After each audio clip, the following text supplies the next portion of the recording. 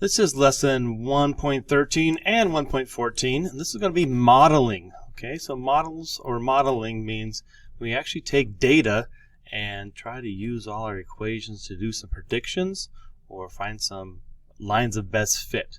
So when you hear modeling, usually involves a lot of calculations, either with the graphing calculator or with what we're going to be using mostly is Desmos. Okay, so make sure you have this open either on your phone or just another window, because we will be using Desmos a lot here. Okay, so let's go back here. So just to review a few things, we have linear functions. We know those very well. How do you know something is linear? Right? So the values, output values, will always increase or decrease at roughly the constant rate. Okay, they're talking about the average rate of change, or the slopes will be the same. Right? So those have to be the same from point to point. Right, quadratic, they have, what's it called? Second differences. So if you find the slopes and then you find the differences of the slopes, and those are roughly the same, then you have a quadratic equation. Right? And cubics will use, you could have a third difference, that's possible as well, and those just have to be numbers very close to one another. Right? And we usually use those for volume or anything, and generally that's 3 dimensions. All right. And also a reminder about piecewise functions. So you can have combinations of different functions. So you can have like a linear function that goes like this, then goes straight, and then another linear function that goes back down. And those are 3 separate equations with different domains, right? And they cannot overlap, otherwise they would not be a function. Okay. And we'll need to know the difference between all of these as we're doing this. Okay. So just a quick review first. Let's look at this and say, in each data set below, give the explanation to justify why the model fits. Okay, so we're asking basically, the data set models a linear function. So prove it's a linear function. It makes a straight line. So straight line, again, has the same slopes or average rate of change. So if you just find that, and these are equal intervals, right? So we really just need to know, from here to here, you can see it's -4. 11 minus 4 is 7. That's -4 is 3, -4 is -1, and -4 is -5. Right? So it's very clearly, since these are all going to be going up 1, right? This is up 1. As we go through, that over equal intervals, meaning these are all increasing 1 at a time, that the output values decrease at a constant rate of 4. So that's what you want to write. So you want to use some language very close to what I put here, and definitely some buzzwords as equal intervals. That just means we're increasing by 1 each time, or it could be 2 each time, but the intervals have to increase at the same delta x, or the same space between each number. Otherwise, we cannot say they're the same rate of change or same slope.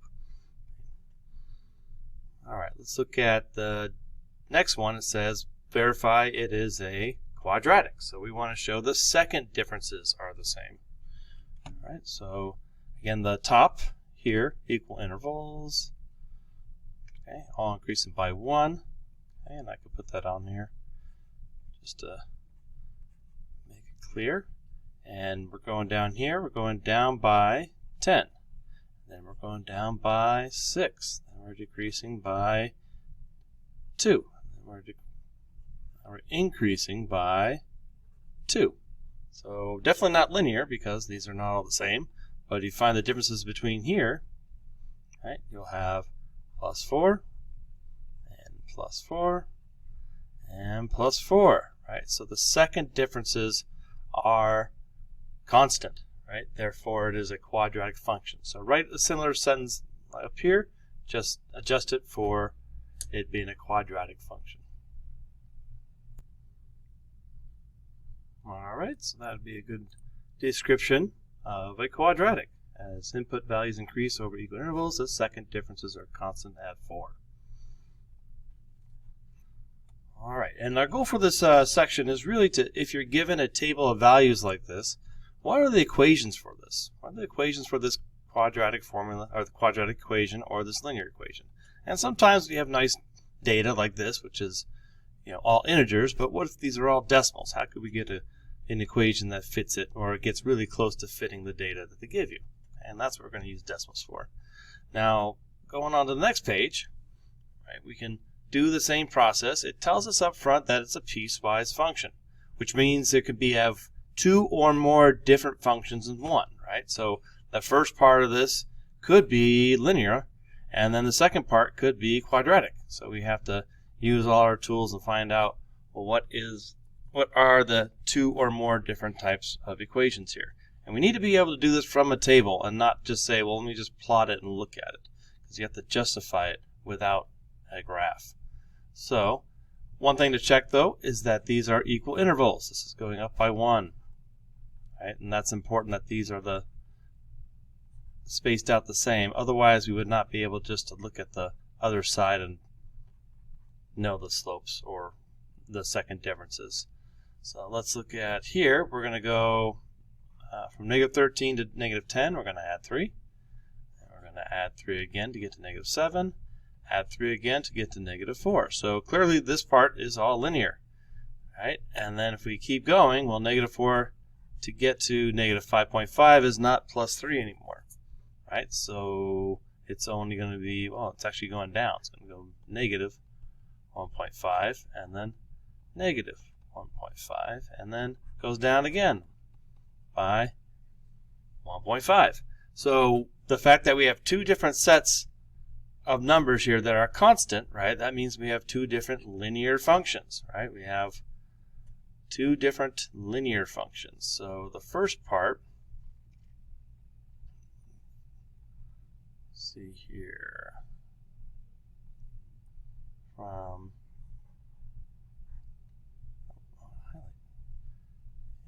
here, let's do yellow. From here to here is one linear function.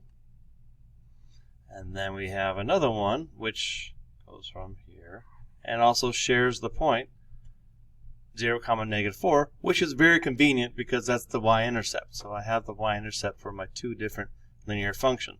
One of them is going to have a slope of 3 with a y-intercept of negative 4, and the other one's going to have the slope of negative 1.5 with a y-intercept of negative 4. Okay, so let's just write that out. So we have, it says, determine the two open intervals where the rates of change are two different constants. Okay, so we have from negative 3 right, to 0. That's negative 3 to 0.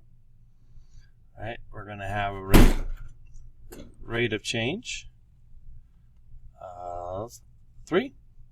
And then we'll have the next one, which is going to be from 0 to 3, and that rate of change is going to be negative 1.5. Right. And then we can formally just put this in a piecewise function format.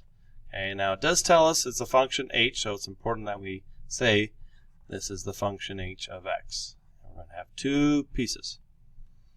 Right? And one of them will be 3x and then minus 4 from negative 3 to 0. And the second function here is negative 1.5. X minus 4 from 0 to 3.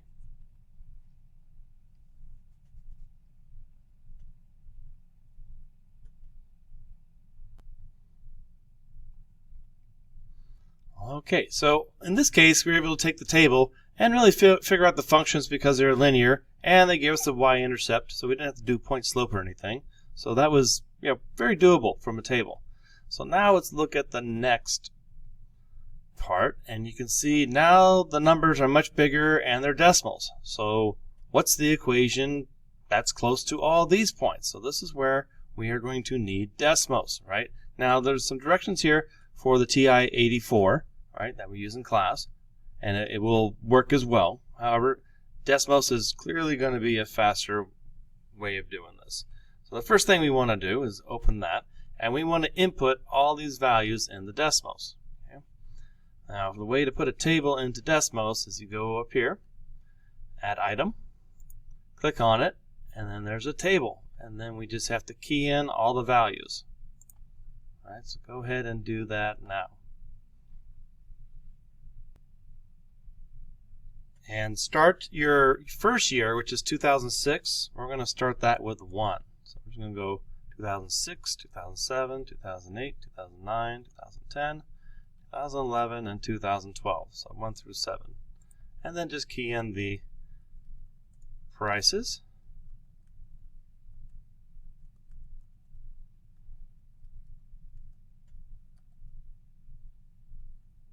$75.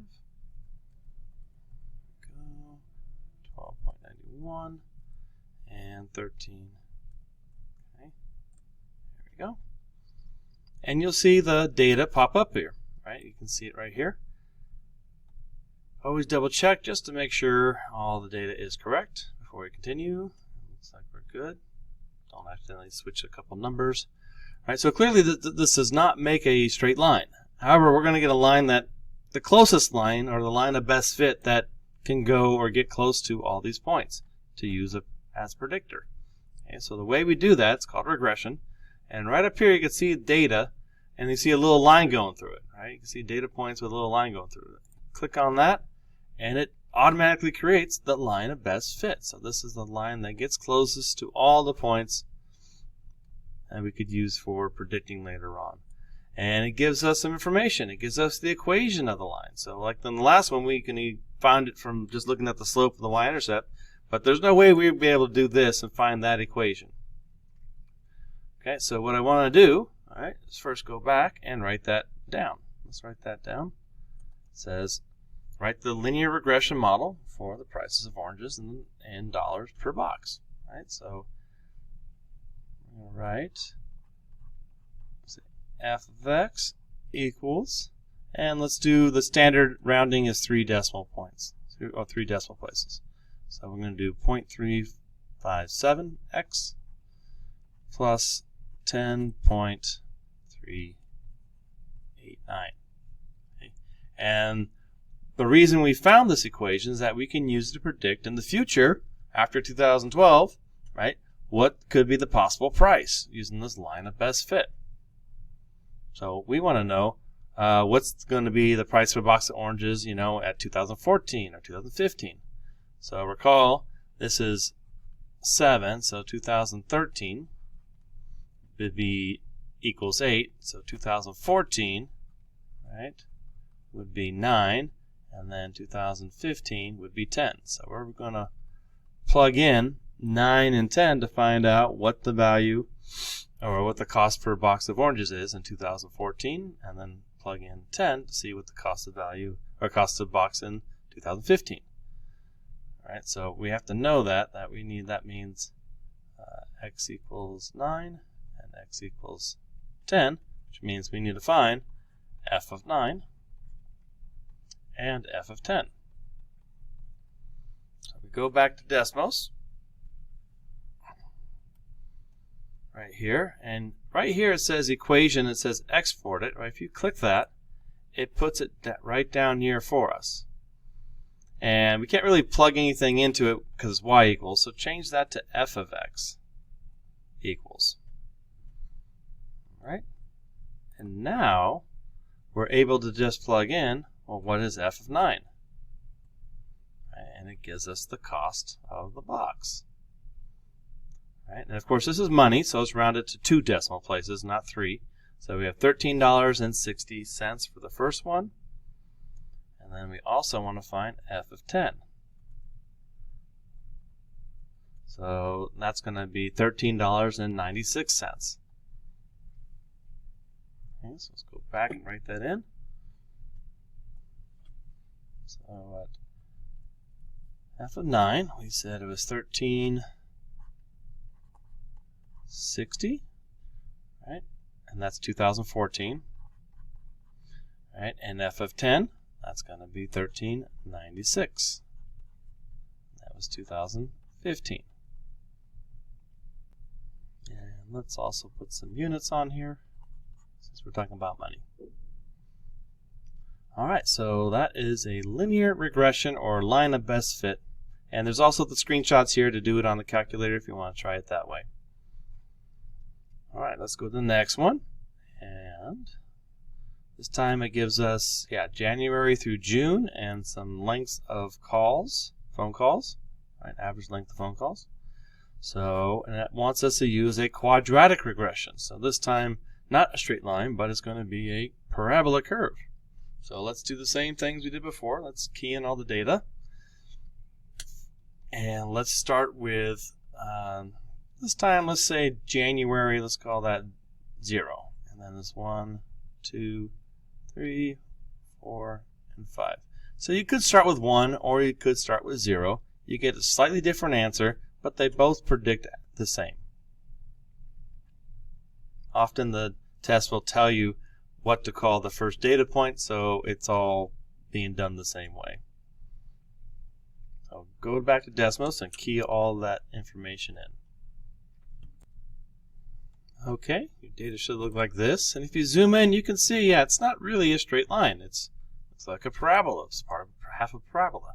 So if we go back over here, say add regression, you notice how it gives us, by default, a straight line, but we want a quadratic. So you can do the drop down here.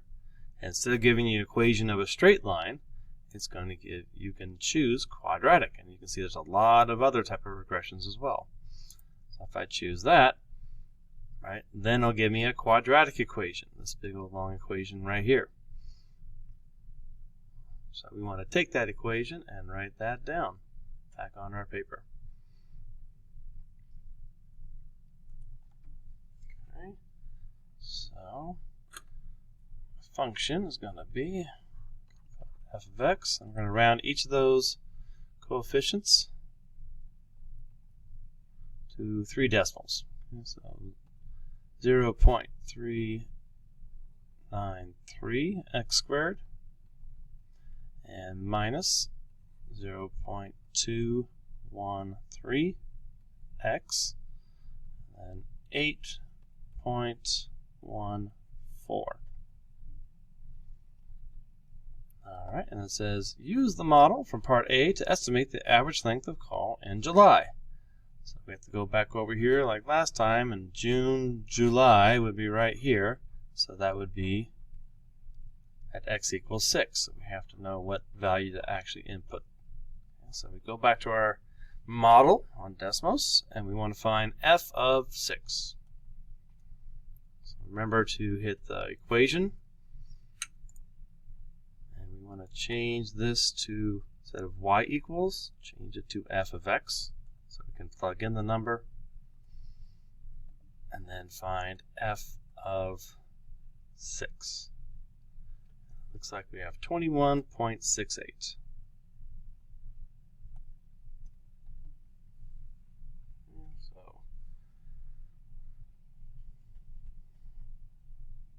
So we have f of 6 equals 21.68. And we should put some units on here, minutes. Alright, so that's pretty good. Let's see here. Oh no, I made a mistake. That's not good.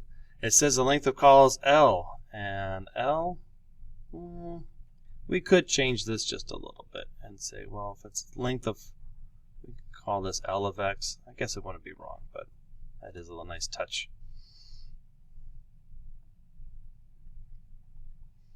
Still gives the same answer. Alright, we're going to skip this for now.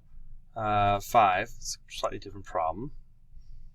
And down here, I'm going to go to 7 and practice the quadratic model one more time. So try this one on your own, see how it goes. Right? Just key in the data, it says to use quadratic, and then you want to find the estimated height at 35 seconds. Alright, try that out. Alright, so from Desmos, I got this equation, and I did 4 decimal places here, just because you don't want to have a 0, 0, and then a single number. It usually leads to inaccuracies. Just a little statistical trick. So, and the rest of these are fine, just as 3 decimals. And when we plugged in 35, we got 59.725 inches. All right, and the last says, how long will it take to drain the storage tank? Right, so you have to interpret that. What does that mean in numbers? To drain the storage tank is to mean the height of the is 0. So how far do we have to go to what number until this gets 0? Also known as the x-intercept, right? Where is that? And we can go look at our graph and find out. Right, so if I plotted everything, right, you might have to zoom out to get everything to fit. And we're following this. This is the height.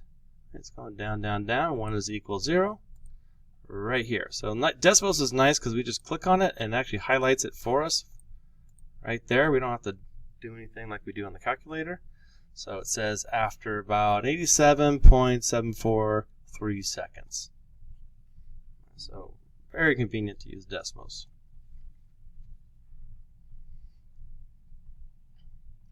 So at H,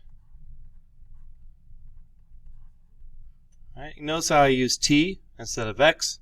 That's just a choice. I was going to do that now that I realize I have to use X here, T here and here as well. But X is fine as well. Okay, but we're just saying when does it equal 0? All right, and then we can say at T approximately equal to 87.763. Right, so it takes about 88 seconds to drain the tank. Right? If we're talking in just, common language, we really wouldn't just say 87.73. It's about 88. Okay, a little less than a minute and a half. If you want to look at it that way.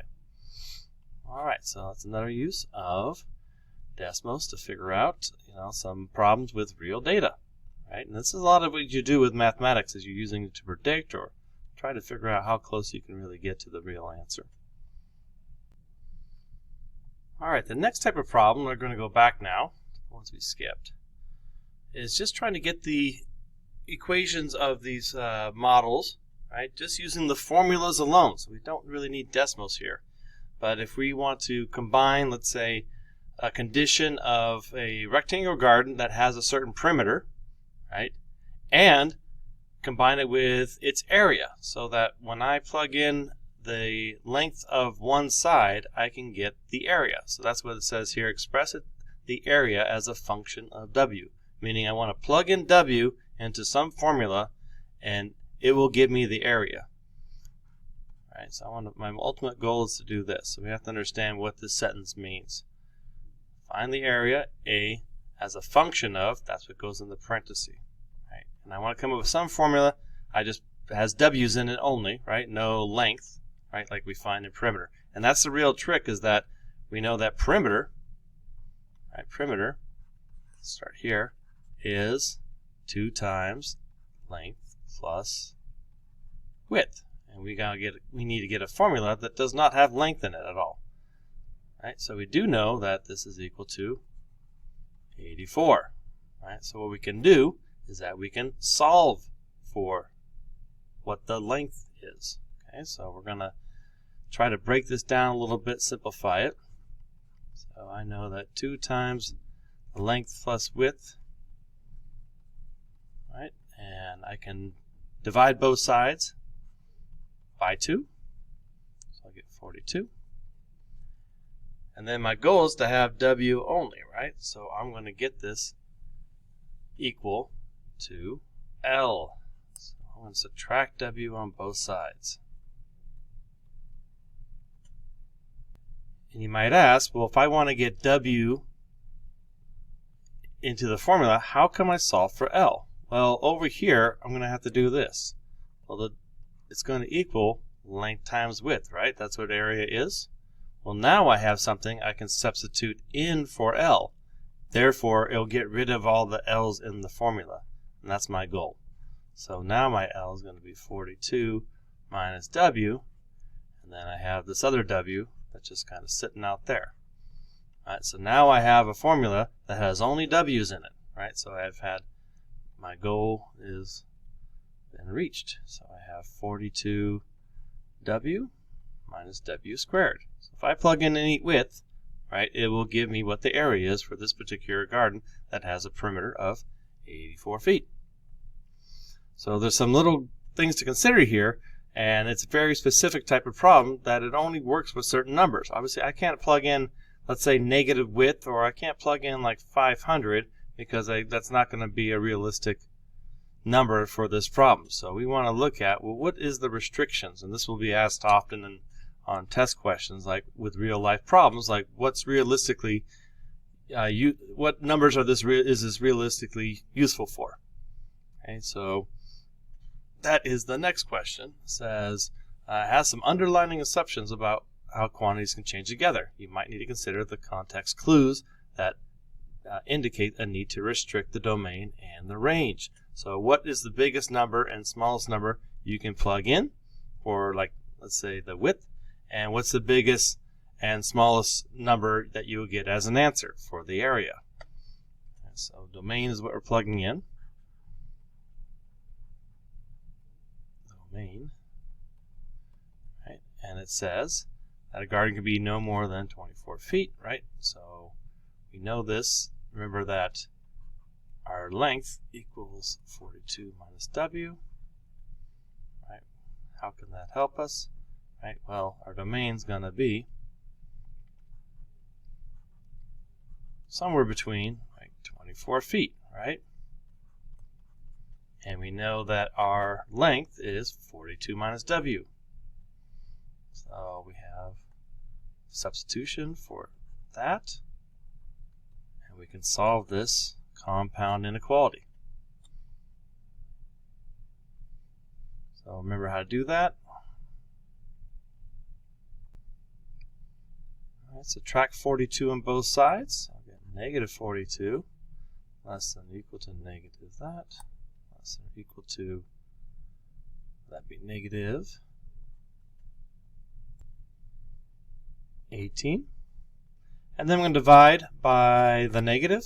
Right, so that's going to make it 42, and it changes the inequality sign when you divide by a negative. So it reverses this way.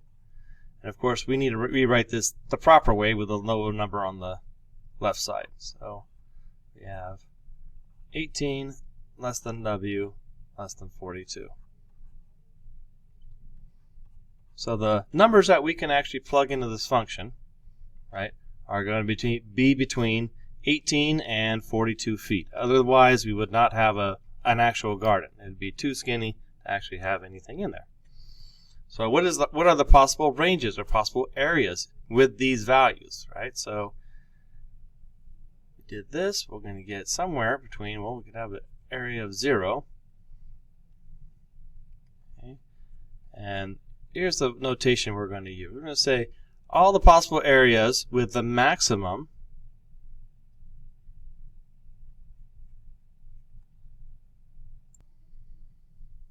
right here.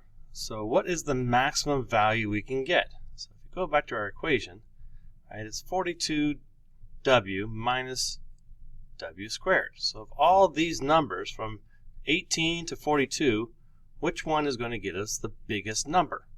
Right, so that's another way of asking what is the vertex, right? However, we can kind of just logically figure that out. So if we think about it, we're going to be subtracting a squared number. Right? So if we're going to have 42 times some number and then minus that number squared, well, to have a really big number or the biggest number possible, we want the smallest number possible because that would subtract the least amount. Right? So what turns out to be is that 18, when we plug it in, is going to be the biggest possible number with all these numbers. So I plug in 42, I'm going to get 42 times 42 minus 42 squared, which is 0. So this number is giving us the smallest number possible, and 18 is giving us the biggest number possible. So that biggest number possible is whatever that number is when I plug in 18. Right? And we can figure that out, right? We know that the formula is, so go ahead and calculate what is A of 18. I plug it in here, so 42 times 18 minus 18 squared. Right? And that's going to be our maximum answer. It comes out to 441. Looks like. Okay. This is square feet. So now we have figured out what numbers we're able to plug in, right? And it makes sense, of course, 42.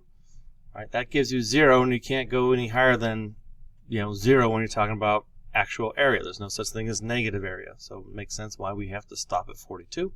And that 18 is the smallest number given that we have a perimeter restriction. All right. So let's got one more to look at here. So it says the volume of a right circular cone is this. We know that from geometry. If its height is twice the radius. Now its height is twice. Express the volume as a function of r. So that means this. I want to plug in the radius. I want to get the volume where the height is twice the radius. So this one's a little more straightforward. I can just take the height and just say, well, I want that to be twice whatever the radius is. All right, so I can just substitute that in. So a little bit more direct. So there's the original equation, and then there's this h. I'm now going to substitute in 2r. And you could simplify that a little bit. So we'd have, looks like 2/3 pi r cubed. If I combine the 2 and the 3, make 2/3, and the r squared and the r to make r to the third. And then it says find the volume of the paper snow cone cup with a radius of 2. So now I'm just going to use this formula I just found and plug in 2. So we have 2/3 pi and 2 to the third power. And that'll be 8 times 2, which is 16, over 3 times pi. Right, which is the exact answer, but they're asking for an actual answer, so put that in the calculator. All right, 16 over 3 comes up to, let's see here, 16.755 inches. And that's volume, so it's cubed. All right, so we have our last problem done. Okay. Hopefully that works for you, and practice doing this on the Desmos and creating those regressions, because you want to get really good at it so you don't have any pauses or breaks. And if you really want to try it on the calculator, don't forget the directions are there as well.